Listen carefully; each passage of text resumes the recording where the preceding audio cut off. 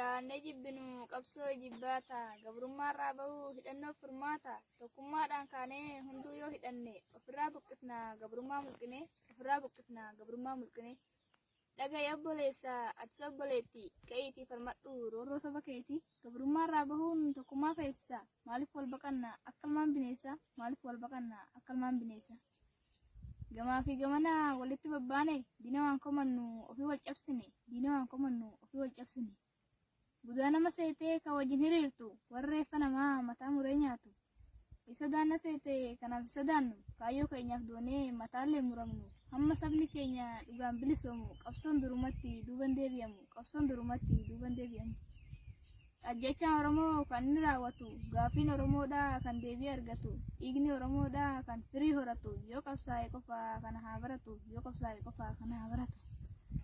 shamarran Oromoo kan mana jirtanii dhaamsas ni qaba yoo na dhageessanii silaa gabrummaanuu nurraa hin eegalte haadha keenya beeki kan harma muramte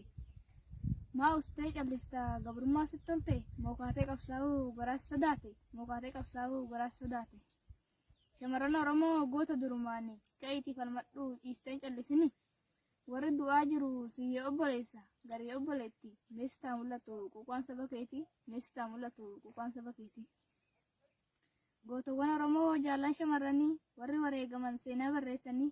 nu hoo dhaloonni amaanaa isaanii akkamitti dhiifna qabsoon itti fufnee galii dhaqqabsiisne loluus numa beekna dhaabbannee dhoofsiisu shamarrummaan keenya qabsoon hin daangessu ana sanyii gootaa an sanyii warqitu diina nan gombisaa garaan na sodaatu ana sanyii leencaa ana sanyii gootaa an sanyii taaddasaa diina gogombiseen gumaa lammii baasa waa karaatti nafu imaanaan kaleessa ani Oromoodha damee bareentuuti gurraacha Afrikaa hortee kushettiiki intala walloodha jechuudhaan na beeki